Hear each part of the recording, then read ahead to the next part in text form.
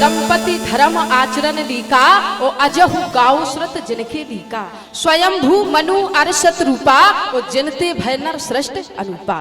किसी ने मनु महाराज से कहा, मनु महाराज तुम ब्रह्मा की संतान हो, ब्रह्मा की भुजा से तुमने जन्म लिया है, पता है तुम्हें भगवान का भजन करना चाहिए।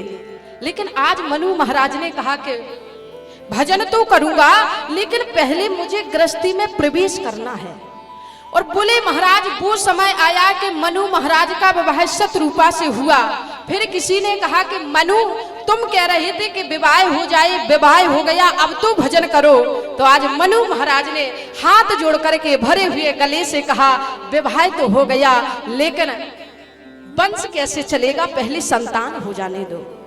और बोले महाराज समय आया, मनु महाराज ने संतान को जन्म दिया जिसका नाम है प्रियव्रत। प्रियव्रतो उत्तान पादो शत्रु पापते सुतो वासुदेवस्य कल्या रक्षाया जगता स्तुतो। बोले प्रिय माने अच्छा, व्रत माने प्रतिज्ञा, जिसने अपने जीवन में सुंदर प्रतिज्ञा की हो बोले उसे प्रियव्रत कहा करते हैं। बोले प्रियव्रत पुत्र हो गया, मनु अब भजन करो। तो आज मनु महाराज ने भरे हुए गले से रोते हुए कहा मैंने महापुरुषों से सुना है, मैंने संतों से सुना है कि एक आंख का कोई भरोसा नहीं होता है, एक बेटा और हो जाने दो। और बोले महाराज वो समय आया कि दूसरा बेटा हुआ जिसका नाम है उत्तानपाद। आपने अभी सुना, बोले जिसका सर अपने कर्म के द्वारा समाज में ऊंचा हो, जो प्रतिष्ठित हो, बोले महाराज उसे उत्तानपाद कहा करते हैं। बोले दो बेटे हो गए मनु, अब तो भजन करो। तो मनु ने कहा भजन तो करूंगा लेकिन मैंने सुना है मूल से भी कई गुना ज्यादा प्यारा ब्याज होता है, पहले नाती पोता हो जाने दो। और बोले महाराज वो समय आया, मैं तो कभी कभी कहा करती हूँ जब सोचती हूँ अकेले में तो माथा ठनक जाता है कैसा वंश मनु महाराज का रहा है। कि बोले मनु महाराज के जो पुत्र उत्तानपाद हैं, बोले उत्तानपाद के जो पुत्र जन्म लेकर के आया वो भगवान का भक्त और 5 वर्ष की अवस्था में परमात्मा को प्राप्त कर लिया। बोले ध्रुव हो गया मनु अब तो भजन करो। तो आज मनु महाराज ने भरे हुए गले से रोते हुए कहा भैया मैंने सुना है कोई कितना भी यज्ञ कर ले, कोई कितनी भी कथाएं करवा ले, कोई कितनी भी कथाएं कह ले, लेकिन जब तक गौरी गणेश को साक्षी मान करके एक पिता एक बाप अपनी बेटी का कन्यादान नहीं करता है, बोले महाराज तब तक मुझे लगता है कि उसका जन्म सार्थक नहीं होता है, एक पुत्री हो जाने दो। और बोले महाराज वो समय आया कि पुत्री हुई जिसका नाम है देवहूति। किसी ने कहा मनु अब तो भजन करो। तो आज मनु ने फिर भरे हुए गले से कहा भैया पुत्री के पुत्र और हो जाने दो। कैसा वंश रहा है मनु महाराज का कि जो पुत्री के पुत्र हुआ वो स्वयं भगवान आए। बोले पुत्री के जो पुत्र हुआ बोले स्वयं भगवान, बोले कपिल देव के रूप में जन्म लेकर के आए। बोले पुत्र के जो पुत्र हुआ वो भगवान का भक्त और पुत्री के जो पुत्र हुआ वह स्वयं भगवान। किसी ने कहा मनु अब भजन करो। तो गोस्वामी ने लिखा कि हो ये न विषय विराग भवन बसते बाचौथपन, हृदय बहुत दुख लागे जन्म गयु हरि भगति बना। गंभीर समाज बैठा है, ईमानदारी से बताना ये कैसे पुराणों के पात्र हैं कि जब रो रहे हैं इन्हें दुख हो रहा है तो किस लिए।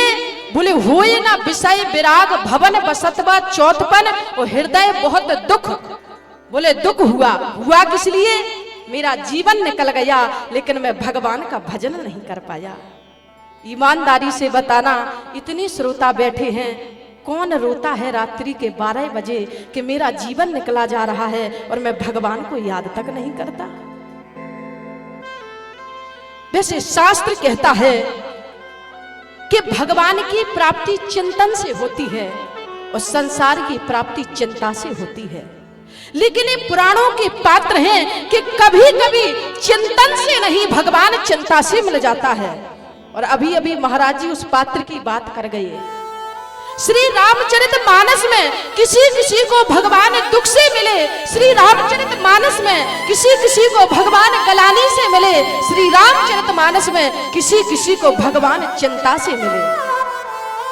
पुराणों का एक एक पात्र हमें बताता है कि चिंता भी करनी है तो हमें किनकी जैसी करनी है, दुख भी करना है तो हमें किनके जैसा करना है, और गलानी भी करनी है तो हमें किनके जैसी करनी है।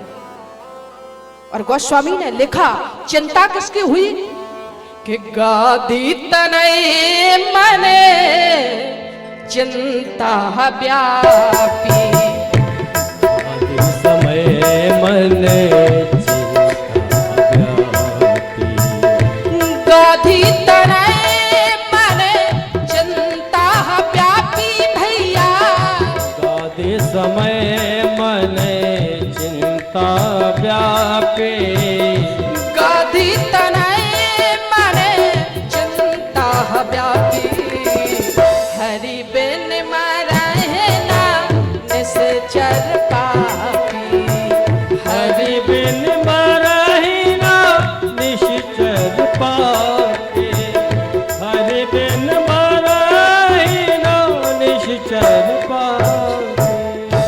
बोले महाराज चिंता भी करनी है तो गाधी तनय, बोले गाधी के जो पुत्र हैं विश्वामित्र उनके जैसी करो। बोले कैसी चिंता करी कि उस चिंता की वजह से भगवान मिल गए, और गलानी भी करनी है तो किनके जैसी करो कि उस गलानी से परमात्मा मिल गए। हम कहकर के चले जाएंगे, विदाई लेकर चले जाएंगे, लेकिन सार्थक तो तभी है। सार्थक ये नहीं कि पांडाल में कितने बैठे हैं, सार्थक तो यह है कि कितने व्यक्तियों के अंदर कथा बैठ रही है और उस कथा को सुनकर के व्यक्ति के जीवन की व्यथा मिट रही है। कथा वही सार्थक है कि परमात्मा की कथा को सुनकर के व्यक्ति के जीवन की व्यथा मिट जाए, तब तो कथा सार्थक है।